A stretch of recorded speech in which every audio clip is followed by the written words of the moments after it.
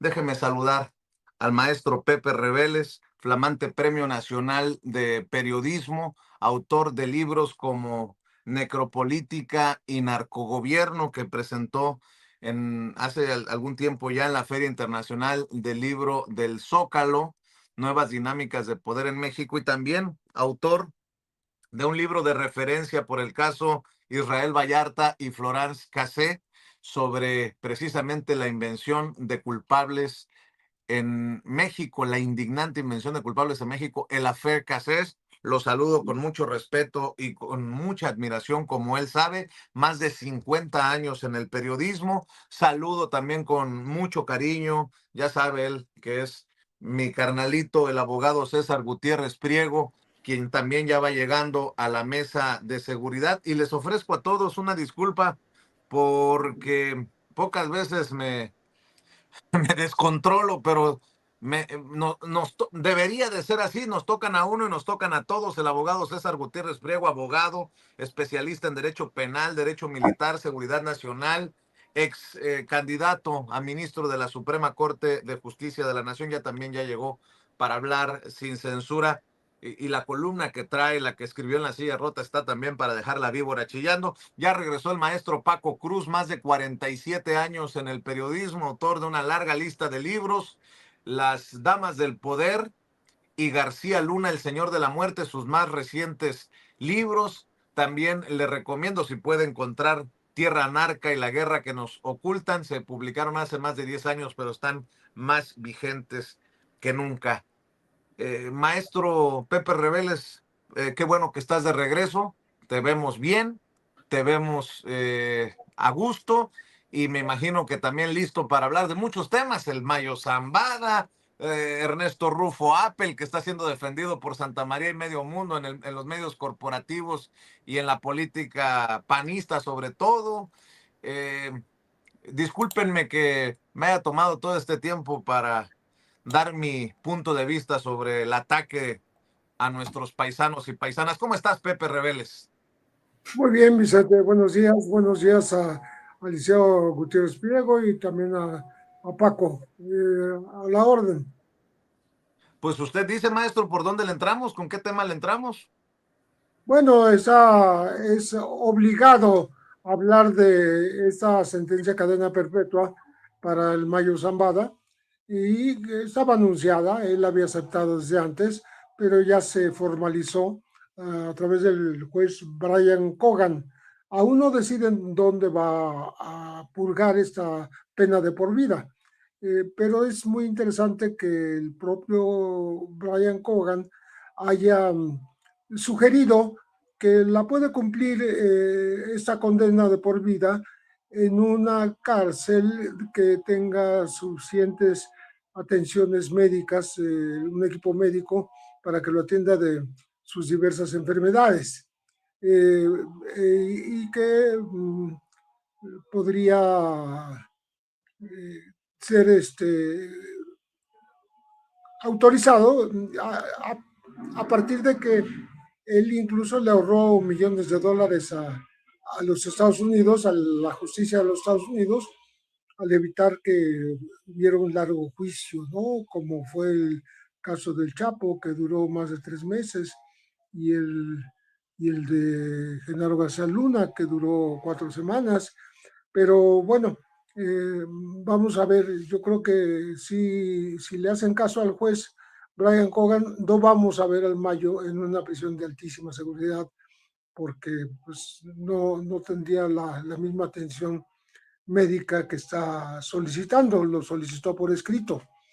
Creo que es importante señalar que este arrepentimiento y declaración de culpa que hizo a través de su abogado Fran Pérez por escrito, el Mayo, pues no significa que haya hecho una negociación para rebajar su condena, ya no es tiempo de este intercambio. Pero creo que sí es relevante destacar lo que dice el abogado Fran Pérez. Mi cliente no está cooperando con las fiscalías, no está acusando a ningún funcionario, no ha hecho tratos, él acepta simple y llanamente su responsabilidad. Es decir, con esto lo que está diciendo el abogado es que no hay ninguna razón de hacer versiones de que ya habló, que ya dijo, que ya señaló, porque sí admite que estuvo durante décadas sobornando a policías, a mandos militares y a políticos, pero no da nombres. Entonces, creo que no se convirtió en un testigo colaborador antes de esta sentencia, porque lo, lo está diciendo expresamente en un escrito. Entonces, creo que va a ser interesante ver de qué manera en esta misma carta de su puño y letra había escrito el Mayo que me permite ante ustedes de alguna manera eh, hacer, hacer ver que he causado daños, me hago responsable, no quiero compasión. También hizo un llamado a su propio agente y a los jóvenes para que no se metan en este camino. Hay cierto arrepentimiento, vamos a decir tardío, pero bueno, un reconocimiento de que cometió delitos y de que lo hizo con la ayuda de policías, mandos militares y políticos. Hasta ahí yo creo que sería conveniente dejar el tema por mi parte, porque está la columna del licenciado César Gutiérrez Priego, que también tanto sobre el tema, para hablar del Mayo. Sí. Precisamente es el tema que te ocupa y me parece importante que compartas lo que escribes, querido César, sobre el caso Mayo Zambada, si te parece. Claro que sí, Vicente. Antes que nada, un saludo a Paco y a Pepe. Me da mucho gusto ver bien a Paco. La verdad es que enhorabuena, lo veo muy bien y que así siga todo, mi querido Pepe. Mira, yo en lo personal creo que fue la gran última negociación del Mayo Zambada, ¿no? Incluso también, aunque no lo señalaron en la columna, porque la columna se escribe un poco antes de que se lleve a cabo como tal la publicación de la carta. Me parece que la carta solamente serviría en el caso de que la Malliza tomara atención, ¿no?, a lo que él señala, porque si no, pues sería única y exclusivamente anecdótico. Creo que el Mayo, dentro de esa capacidad que siempre tuvo de gran negociador, porque es como se le conoce, independientemente de las atrocidades que hizo el cártel de Sinaloa, hay que recordar que, bueno, a diferencia de Pepe, yo opino que el hecho de que él haya señalado que desde 1989 él tuvo como líder de un grupo criminal la capacidad para sobornar a políticos, jefes policíacos, marinos, militares, utilizar empresarios para lavado de activos, sí pudo haber existido una narrativa en cuanto a los hechos, que él no va a ser un testigo colaborador, eso me parece que queda claro, aunque también no sabemos qué pueda pasar más adelante, ¿no? Me parece que incluso es un mensaje para la misma facción de sus familiares que siguen siendo líderes de esta facción de la Malliza en el cártel de Sinaloa o cártel del Pacífico,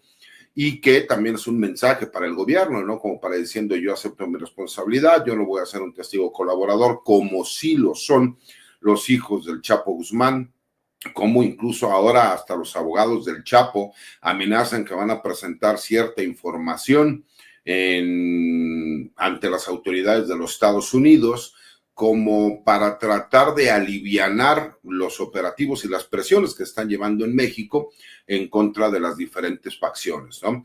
Parece que no, pero es también parte de un juego político que tiene que ver incluso con la forma, ¿no?, hasta para tener clase respecto a llegar a un acuerdo, y que en pocas palabras lo que el Mayo está señalando es mi defensa acepto todos los cargos que hay en mi contra, no pido perdón porque lo que hice ya se hizo. Manda una carta que te digo que si es tomada en consideración por sus hijos, por sus familiares que son líderes de la Malliza, pues entonces podría tener repercusiones positivas. De lo contrario, pues solamente va a quedar en el anecdotario, ¿no? Nadie puede negar que la peor crisis de violencia que se ha estado viviendo en el estado de Sinaloa y en gran parte de nuestro país, y que incluso vino a dar un cambio en cuanto a la forma en que las rutas de las drogas se manejan a nivel mundial, porque a ese grado de importancia tenía Ismael El Mayo Zambada. Me parece que han cambiado. Y me parece que también es sumamente relevante escuchar los mensajes como tal, ¿no? Porque que el juez Brian Cogan, como lo señala Pepe, tome en consideración lo que la fiscalía señala de que recomienda, ¿no? Dándole realmente al el área de prisiones en donde él va a cumplir la sentencia, pues nos hace ver que va a tener la posibilidad de ir a un centro federal penitenciario en donde pueda tener esa facilidad de que los tratamientos de las enfermedades crónico-degenerativas que él tiene, pues tenga la posibilidad de tener por lo menos esa comodidad, ¿no? Entendió que era la última carta que podía jugar, entendió que tenía que mandar un mensaje y manda el mensaje que de alguna forma tanto el gobierno de los Estados Unidos como el gobierno de México estaría buscando. Como te digo, no podemos dejar de lado que no vamos a conocer, porque solamente lo hubiéramos podido conocer en un juicio, el hecho de qué es lo que pasó en su secuestro, porque ya tenemos claro que fue un secuestro, ya tenemos claro que sí hubo intervención por parte del FBI. Lo que no tenemos claro es si esa intervención tuvo que ver en territorio nacional o si se terminó llevando a cabo única y exclusivamente de forma unilateral por parte de Joaquín Guzmán López, el hijo del Chapo, en coordinación con su hermano Ovidio, que se encontraba desde Estados Unidos, y que a lo mejor el apoyo logístico que da el gobierno de los Estados Unidos fue desde el territorio de los Estados Unidos. Esa me parece que es la parte más importante que nosotros tendríamos que conocer y que lamentablemente incluso ya como una cuestión anecdótica que en México se tenía alejando y que se terminó enviando hacia los Estados Unidos sin haber tenido la posibilidad en la Fiscalía General de la República, que es una falla institucional, para conocer qué es lo que había sucedido y que fue realmente deportado para ser enviado a los Estados Unidos y que nunca conoceremos, o por lo menos oficialmente no conoceremos qué fue lo que sucedió, pues me parece que es una falla institucional que nos deja a nosotros sin saber, en una de las peores crisis diplomáticas que existen entre México y los Estados Unidos, qué es lo que sucedió realmente, ¿no? Y ojalá el mensaje tenga eco. Ojalá podamos ver que la violencia en nuestro país, en el estado de Sinaloa y en todo el territorio nacional derivado de esta lucha entre dos facciones del cártel de Sinaloa, deje de tener costos de vidas humanas en nuestro país, que es lo que nosotros estamos buscando. Y ojalá también podamos ver que el gobierno de México pueda detener a todos estos líderes de facciones y que no sepamos qué fue lo que sucedió con uno de los líderes criminales, que además, en teoría, ha considerado el pago como reparación del daño por activos de 15,000 millones de dólares, los cuales se me hace una cantidad fuera de cualquier proporción. Si yo pensaba que lo que se había pagado por su hijo, el Vicentillo, hace varios años, de una cantidad de 1,300 millones de dólares, se me hace una cantidad estratosférica. Imagínate hablar de 15,000 millones de dólares. No sé ni siquiera se pudiese llegar a dar una situación real de ese estilo, y que incluso veo que ahí el gobierno de México también podría solicitar que esa reparación del daño, siendo que se causó gran parte de él en México, pues tendría que ser también en beneficio de lo que ha sucedido, no para el gobierno de México, sino para la reparación del daño de lo que sucedió. Me parece que incluso por ahí la Secretaría de Relaciones Exteriores, la Fiscalía General de la República, tendrían que hacer las solicitudes legales, pero ya veremos si políticamente lo consideran pertinente. Lo que sí es que hay un parteaguas después de esto, mi querido Vicente, porque cae el último gran narcotraficante del mundo, y me parece que nunca vamos a volver a ver figuras como la del Mayo Zambada, que terminó siendo un ícono del crimen organizado y que ante esa gran capacidad que siempre tuvo de negociar, hizo una última gran negociación en donde trató de dejar contentos a todo mundo y que incluso muestra que él se encuentra afectado y arrepentido por lo que fue la vida criminal que llevó poco más de 60 años de su vida. Fíjate que escuchando a Pepe Rebeles, he buscado nuevamente la entrevista, aquella entrevista que le concedió el Mayo Zambada a Julio Scherer para la revista Proceso.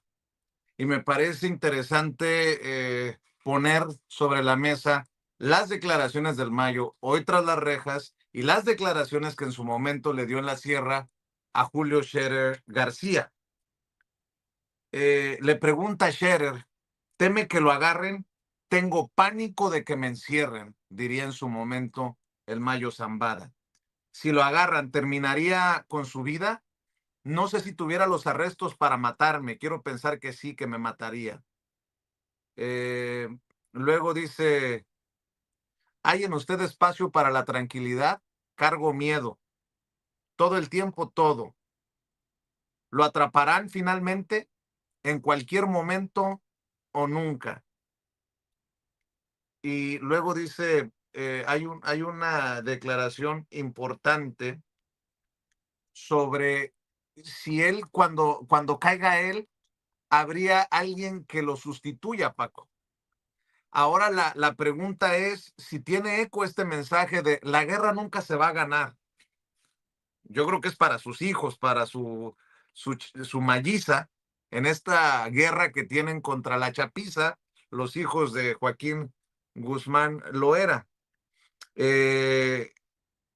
Si ha cambiado tanto el narcotráfico que después de estos grandes capos, ¿qué sigue? Ya cayó el Chapo. Dicen que el Azul está muerto. Está tras las rejas Félix Gallardo. Está tras las rejas y también mermado el Güero Palma. El Viceroy está extraditado en Estados Unidos. Los Zetas, los líderes están en Estados Unidos. El Chapo, el Mayo.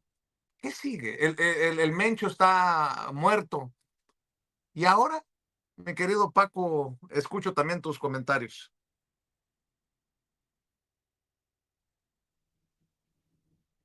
No te escucho, al menos no sé si sea yo o... Discúlpame, fue mi, yo le había apagado. Primero, déjenme decirle algo, pero no es de debate en este momento. Yo todavía no compro eso del secuestro del Mayo Zambada.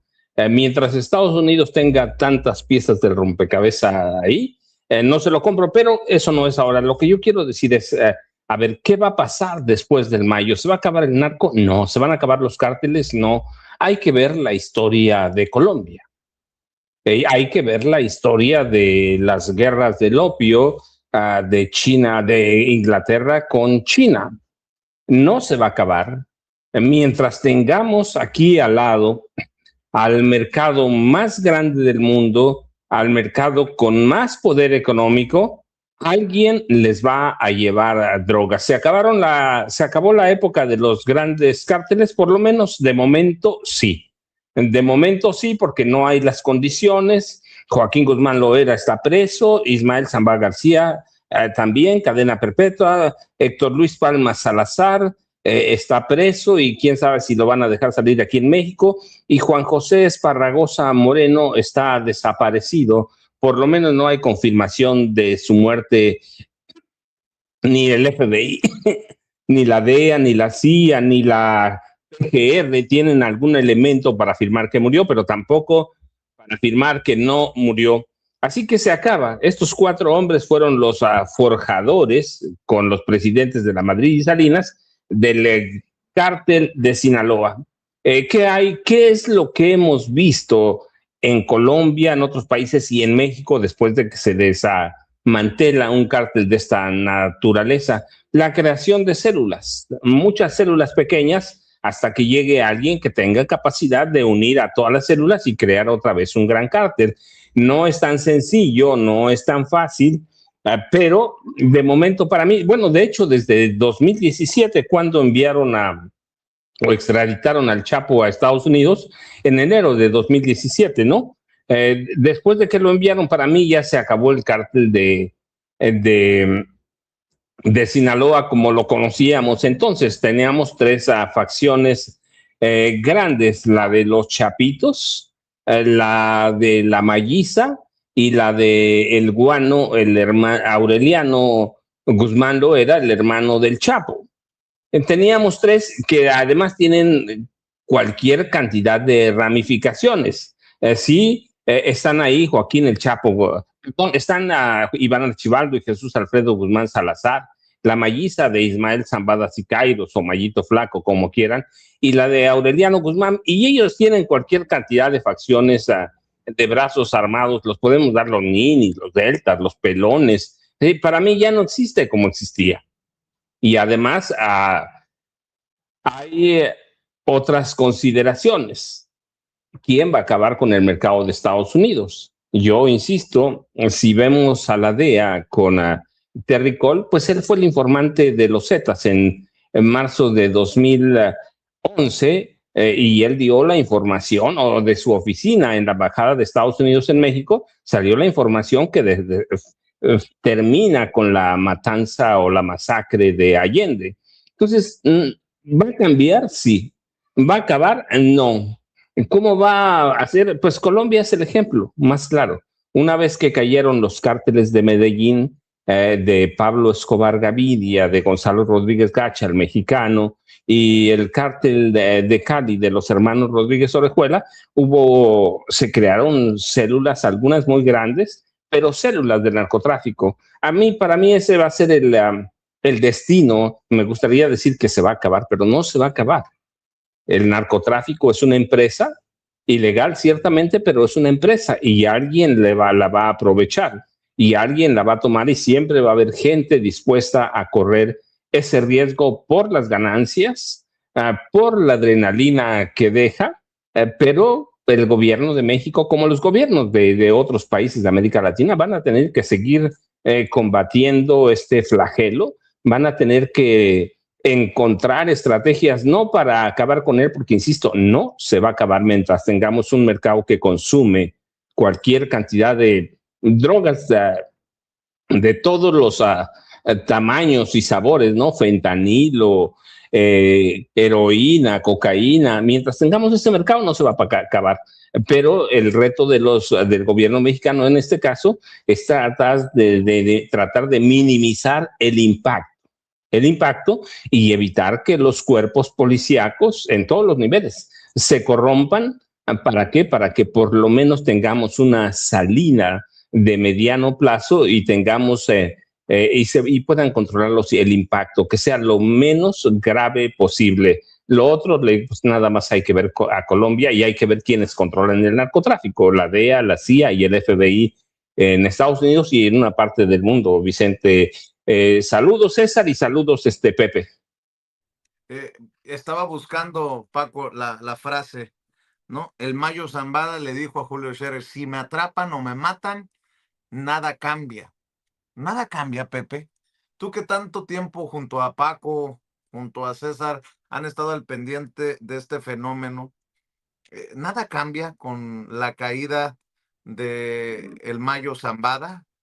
Y si cambia, ¿qué cambia? En algún momento en la conversación hablan de traidores.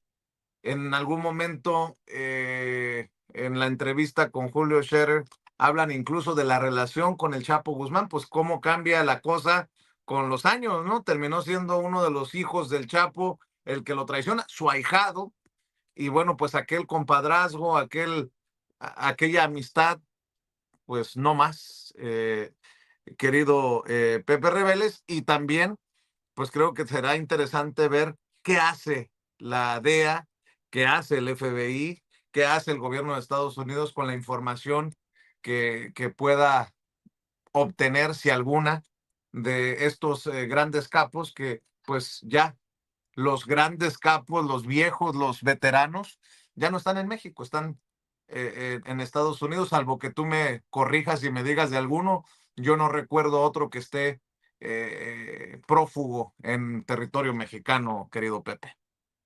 De los históricos, no, ninguno. Tienes razón, son ya nuevas generaciones, ya no son aquellos que fundaron los grupos criminales el siglo pasado, sino que debe haber nuevos relevos, porque otra cosa que le dijo el Mayo a Julio Scherer fue que si a él lo mataban, si a él lo encarcelaban o lo extraditaban, ya había 1000 esperando su lugar. Esto de alguna manera define lo que va a pasar. Va a pasar que las nuevas generaciones de traficantes, llámense los Mayos, llámense los Chapitos, llámense los de la gente de Aureliano Buendía o del cártel de Caborca de Caro Quintero, van a intentar quedarse al frente del cártel de Sinaloa para que no desaparezca. Pero además no va a desaparecer porque es un gran negocio que produce miles y millones de dólares. Imagínate que parte de la sentencia contra el Mayo es quitarle 15,000 millones de dólares y parte de la promesa de quitarle al Chapo cuando fue sentenciado eran 14,000, lo mismo, más o menos. Pues creo que ese dinero no solo lo tienen, sino tienen muchísimo más, ¿no? Que han acumulado durante toda una vida de ser los amos y señores de todo el tráfico de drogas y de otros delitos, porque también cometen delitos de secuestro, de tráfico de seres humanos, tráfico de niños, en fin, cobro de piso, muchos delitos que pasan de 20 asociados al tráfico de drogas. Entonces yo creo que esta frase que le dijo el Mayo a Julio Scherer, pues define las cosas, ¿no? ¿Quién va a quedar al frente del cártel de Sinaloa? Pues hace rato que estaba mencionando Paco a la Malliza, a los Chapitos, a Aureliano el Guano, el hermano del Chapo, le faltó Fausto, Fausto Isidro Mesa, que le llaman, tiene un apodo también, ¿no? Que no recuerdo ahora, pero es el Chapo Isidro. El Chapito Isidro, sí, el Chapo Isidro. Y entonces, pues esos ya se están peleando, no de ahora que sentenciaron al Mayo, sino de hace 2 años.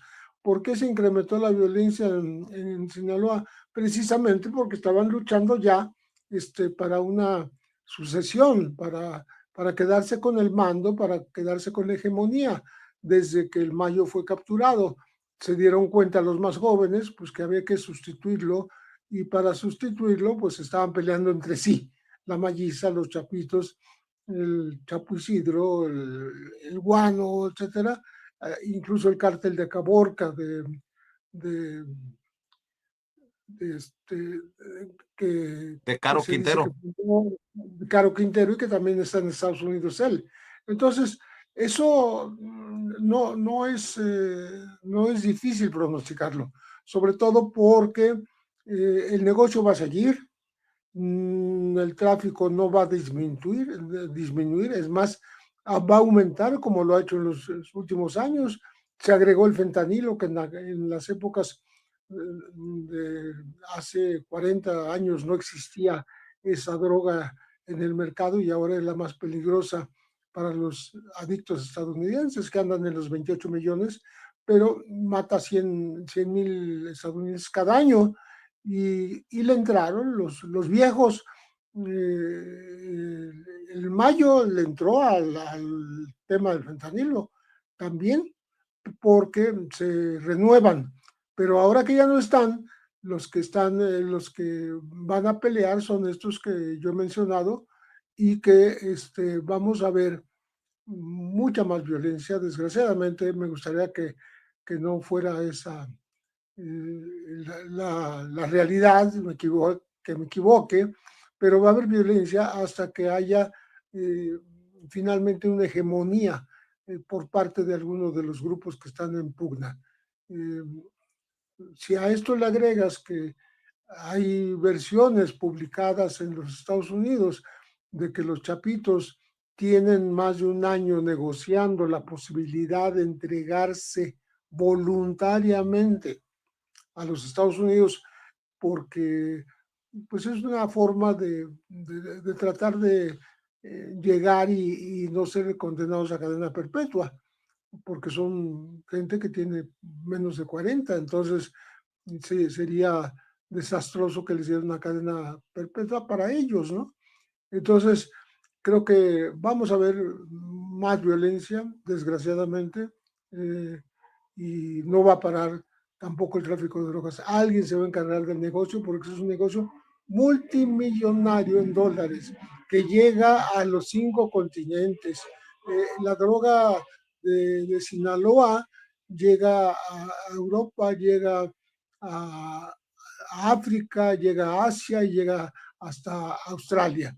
Entonces, pues eso no tiene vuelta de hoja, va a continuar el tráfico, incluso un tráfico más intenso. ¿Así lo ves tú también, mi querido César? Fíjate, Vicente, yo creo que Paco y Pepe van a coincidir con este punto de vista, ¿no?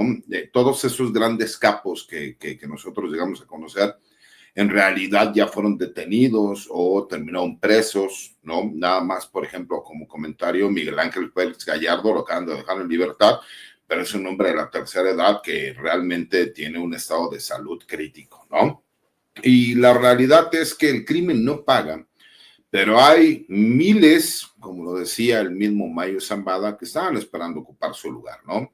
Como lo acaba de decir Pepe, ¿no? Está Aureliano Guzmán, el Guano, está el Chapo Isidro, pero hay que recordar cómo este pleito que existe dentro de las dos de las tres facciones del cártel de Sinaloa se dio desde hace varios años y tiene que ver con la muerte de Edgar Guzmán López, hermano de Joaquín y de Ovidio, que fallece allá en el año 2008 o 2007, si no mal recuerdo, en el estado de Sinaloa, porque se equivoca gente que trabajaba para el Mayo Zambada y que sí, posteriormente hubo por ahí una disculpa y esa persona que se equivoca pierde la vida, pero desde ahí ya existía una problemática muy real entre estos liderazgos. Hay que recordar que el Vicentillo declara en contra del Chapo Guzmán en el juicio, en donde se llega a un acuerdo y pues desde ahí existen fricciones y tensiones y que se habla de una cuestión de carácter personal en cuanto al secuestro. Yo, igual que Paco, sigo teniendo mis dudas, ¿no? Y sigo teniendo mis dudas por muchas cosas, porque yo siempre he pensado como abogado penalista, y algo que te demuestra o que te enseña el derecho penal es que no existen coincidencias, ¿no? Es algo que pudo haber sucedido, que el gobierno de los Estados Unidos participara de forma directa. Sí, sí puede ser, pues está el caso del doctor Álvarez Machain, pero también incluso pudo haber sido una negociación por parte del mismo Mayo para terminar haciendo una negociación como la que estamos viendo al día de hoy y ya derivado de lo que había sucedido con el Vicentillo y con otros miembros de su familia que la gran mayoría o todos ellos han terminado llegando a acuerdos, ¿no? Hay que recordar que incluso lo que se da a conocer dentro del mismo juicio del Chapo y lo que hemos conocido por trabajos periodísticos e investigaciones serias y profesionales, que el mismo Paco y Pepe lo han mencionado, en donde cuando el Vicentillo de repente va a declarar en contra del Chapo Guzmán o va a llegar a un acuerdo con la Fiscalía de los Estados Unidos, de repente dentro del penal le dan un teléfono satelital un agente de la DEA y resulta que con quien está hablando es con su padre, con Ismael El Mayo Zambada. Desde ahí ya se habla que pudo haber existido, ¿no?, ciertos nexos, además de que es imposible, y eso es una realidad, y personas que conocen del tema, como Paco, como Pepe, creo que podemos coincidir, sí no existe apoyo, no solo en México, sino en los Estados Unidos, para líderes criminales, como el Mayo, como el Chapo, como todas estas figuras que conocimos, el Señor de los Cielos, Miguel Ángel Félix Gallardo, el Zorro de Ojinaga, Pedro Avilés, el León de la Sierra, todos estos personajes no hubieran tenido el éxito que llegaron a tener, ¿no? Y que me parece que son figuras que fueron utilizadas en su momento. Rafael Caro Quintero, pues hay que recordar lo que sucedió en esto de los contras ahí en Nicaragua, ¿no? Como incluso la CIA es quien apoya al cártel y lo utiliza para poder sacar recursos para lo que está buscando en su momento Ronald Reagan. O sea, hay un sinnúmero de cosas que tienen ligado a los gobiernos, tanto en México como en Estados Unidos. Y hay que recordar algo, el crimen organizado en México era completamente distinto. Incluso ahorita que estamos hablando de Rufo Apel, que fue el primer gobernador de oposición que llega en el país, si no me recuerdo, por ahí de 1989, cuando Carlos Salinas de Gortari dice tiene que existir una democracia real en el país y que él llega como gobernador de Baja California, pues recordamos que existen los señalamientos de cómo se apoyó en su momento al cártel de los Arellano Félix y cómo ellos se terminan haciendo dueños, ¿no?, de lo que era la frontera allá en Tijuana, y que eran los que tenían ese corredor y manejo de drogas que era de tan alto perfil que se convirtieron en uno de los narcotraficantes más poderosos del mundo y que fueron una prioridad del gobierno de los Estados Unidos durante años y décadas y que inicia con Rufo Apel. Y que todo este rompimiento que se da del control que tenía el gobierno de México sobre los grupos criminales, la gran federación que se manejaba en algún momento, que todos provenían de lo que era el cártel de Guadalajara. Por eso ahora vemos que hay un cártel Jalisco que se llama por eso Nueva Generación para distinguirse del cártel de Guadalajara y cómo ellos empezaron a dividir las diferentes rutas y posteriormente hasta después de 1989, cuando se da la detención de Miguel Ángel Félix Gallardo, es cuando inicia el cártel de Sinaloa. Vemos este rompimiento, existe el cártel de Juárez, el cártel de los Arellano Félix allá en Tijuana, el cártel del Golfo siempre estuvo mucho más apartado, pero empieza a dejar de tener ese control el gobierno respecto a los grupos criminales, y cuando empezamos a ver que partidos de oposición llegan y tienen el poder, y empieza a cambiar el narcotráfico en México.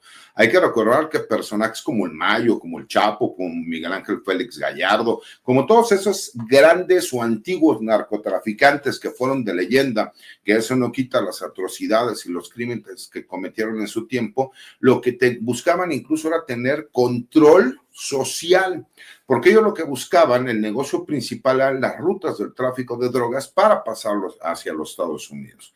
Hay un cambio dentro del crimen organizado en México, cuando empiezan a ser detenidos todos estos líderes criminales, hay un cambio, entonces ya no es las rutas del tráfico de drogas, sino es el control territorial.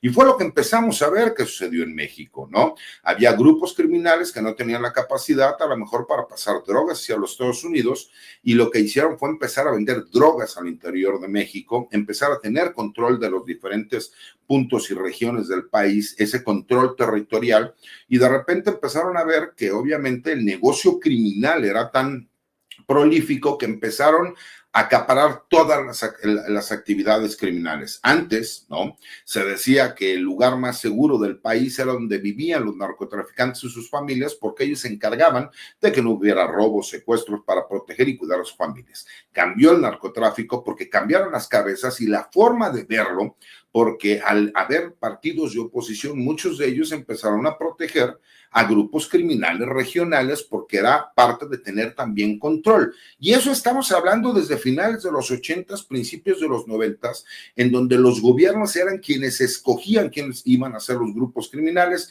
que ellos iban a apadrinar. Ahora hemos visto que son los criminales quienes entendieron el negocio y terminan apoyando a los diferentes políticos que ellos consideran que pueden servir para sus fines, porque ahora lo importante es tener ese control territorial. Y es una lástima porque vemos estados, ¿no?, pequeños, como el estado de Morelos, del cual yo tengo una gran afinidad porque mi padre era de ahí, porque dos de mis hijos viven ahí, y que tenemos la grave problemática de que hay 11 grupos criminales en un pequeño estado como el estado de Morelos, y que eso ha sucedido en diferentes regiones y lugares del país. Ese cambio de paradigmas en el narcotráfico tuvo que ver también con todos los cambios que hubo en el gobierno y cómo entonces el gobierno federal terminaba apoyando a una facción o a un grupo, como lo vimos con Genaro García Luna y el cártel de Sinaloa, y de repente vemos un grupo antagónico como el Cártel Jalisco Nueva Generación, que fue apoyado en los tiempos de Enrique Peña Nieto. Eso es una realidad, porque no hubieran podido crecer si no hubiera sido por ese apoyo. Y ahí es donde viene la pregunta. En Estados Unidos, ¿quién era quien los apoyaba? Y las teorías de lo que te hablan es que la DEA cambia respecto a las necesidades que tienen, porque es una realidad que al tener más de 60 millones de adictos constantes a drogas duras en los Estados Unidos, se necesita forzosamente la entrada de drogas para que no exista, de acuerdo a las mismas leyes que ellos tienen, que cualquier persona puede estar armada, un movimiento al interior por la falta de esas drogas y la ansiedad que se tiene. Y durante muchos años el gobierno de los Estados Unidos permitió que los laboratorios utilizaran todo este tipo de drogas. Cuando vinieron las demandas, cuando se dieron cuenta de que habían hecho que incluso existiera un margen mucho más grande de ciudadanos norteamericanos que se convirtieron adictos en las drogas, pues volvieron a abrir nuevamente el mercado a los grupos criminales. Y ahí es donde me parece sumamente importante que ellos reconozcan cuál es la problemática, y lo decía el presidente el día de hoy. Qué casualidad que la DEA es el policía del mundo, pero al interior de los Estados Unidos es donde más grupos criminales existen para la distribución de las drogas, es donde existe el mayor número de consumo en millones de personas, y ahí es donde están fallando. Y ahí es donde nos damos cuenta que ningún grupo criminal podría crecer de la forma que creció sin el apoyo de los gobiernos locales, estatales, federales e incluso de los Estados Unidos, ¿no? Así es, mi querido César. Oye, Paco, ¿con qué vas tú? ¿Con qué? Ahí está el tema. Hay varios temas, sobre... Ah, por cierto, regresaron los colgados al estilo Calderón, pero en Zacatecas, ¿no? Al estilo Calderón, para que tristemente entiendan muchos que no entienden lo que pasaba en algún momento en nuestro país. Querido Paco. No, sí, Vicente, eso es interesante, pero déjame decirle, para que entendamos el nivel del negocio que hay en Estados Unidos con la distribución y consumo de drogas. El año pasado, los estadounidenses extraoficialmente gastaron 250 mil millones en drogas duras, ¿sí? Sí, de marihuana a fentanilo. Oficialmente solo dicen que gastaron 150 mil millones, pero estaba consultando la semana pasada las cifras de la DEA y de la CIA. 250 mil millones gastaron en drogas. Eso dejaron en ganancias, ¿sí? Así que el gasto es mucho más elevado. Esas son las ganancias que tuvieron los grupos que distribuyen drogas en Estados Unidos, es decir, la DEA y la CIA, que controlan a las pandillas. 33,000 hemos hablado, censadas, no todas son, pero la mayoría que distribuyen drogas a nivel regional son cárteles, pequeños cárteles regionales. Así que ahí tienen el tamaño, 250 mil millones en ganancias. ¿Cuánto gastaron los estadounidenses en drogas? Pues por lo menos 400 mil millones de dólares. Y luego lo otro, mira, yo lo que decía es que ¿cuál es el futuro? Que se van a pulverizar, atomizar o dividir, como quieran llamarle, los cárteles como el de Sinaloa. Hablábamos de 3 grandes grupos, yo mencioné la Maguiza, la del Guano y la de los Chapitos, y dejé fuera a la de Fausto Isidro Mesa Flores, el Chapito Isidro, por una razón, porque él es el ejemplo de lo que va a pasar con los grupos del crimen organizado ahora, o cárteles como los conocemos.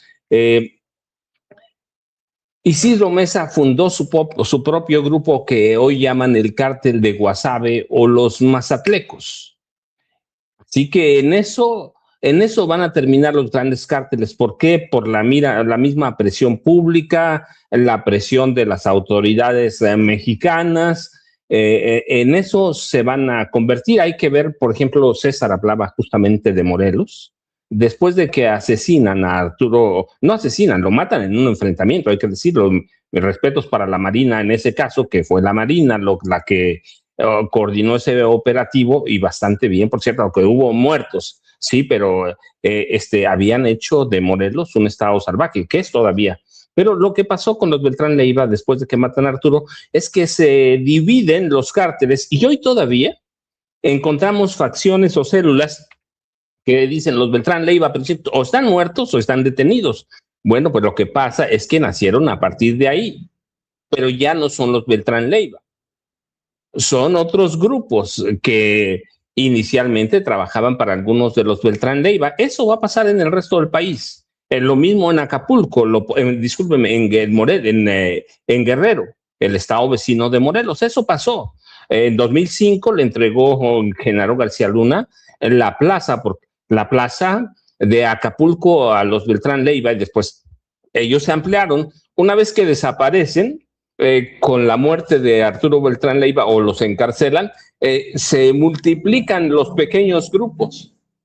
Y hoy lo que tenemos en Guerrero y Morelos son pequeños grupos. Y César hace otra anotación importante. De pronto un día descubren, y eso pasa, si no me equivoco, a partir del gobierno de Graco Ramírez Garrido Abreu, descubren otro tipo de negocios.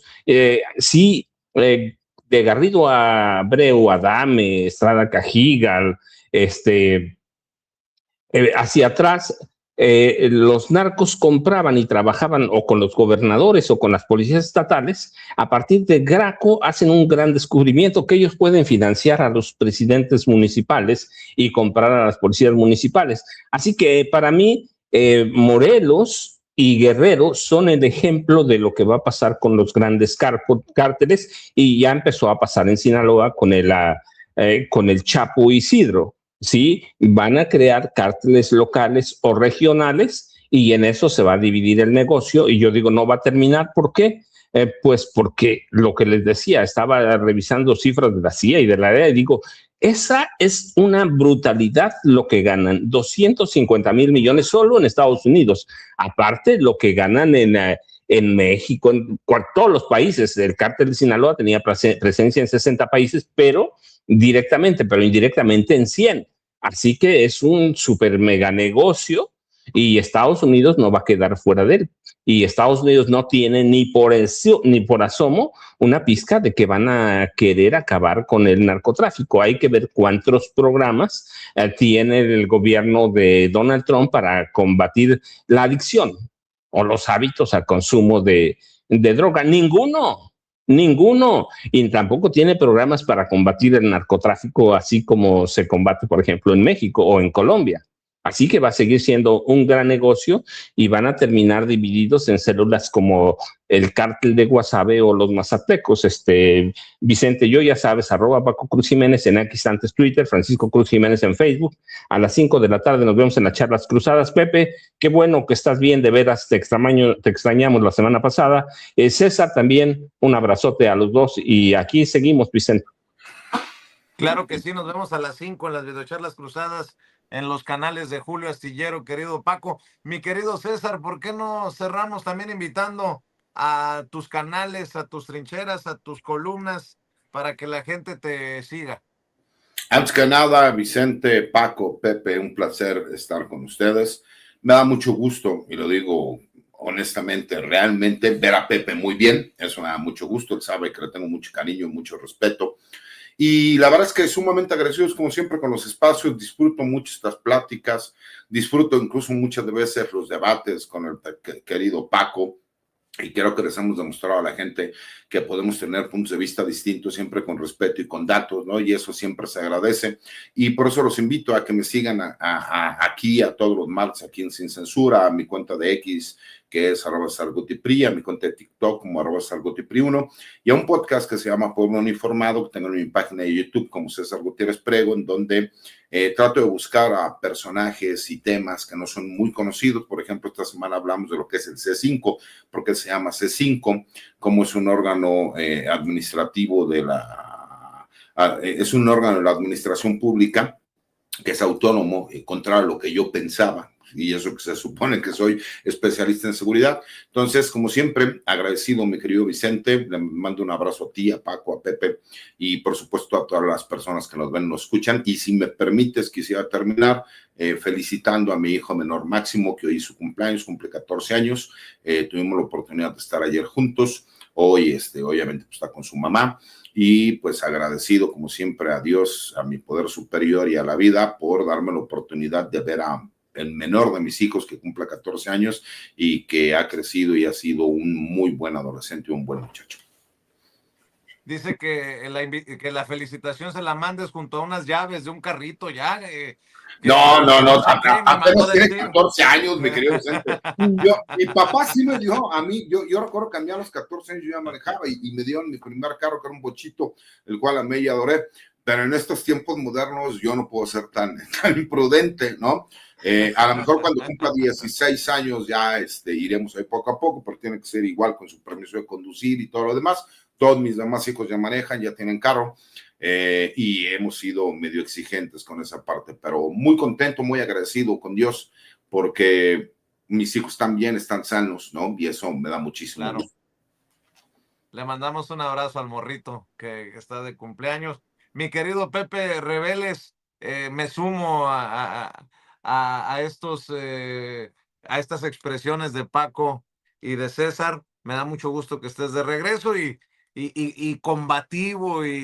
Bueno, es que hay tanto, mira, se vino el tema del reporte de Ayotzinapa, del pronunciamiento, se vino el tema de Rufo Apple, se vino el tema del Mayo.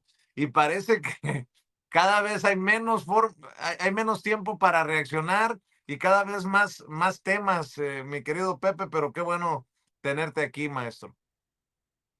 Muchísimas gracias, Vicente. Me da mucho gusto saludarlos a ti, al Liceo Gutiérrez Priego y a Paco.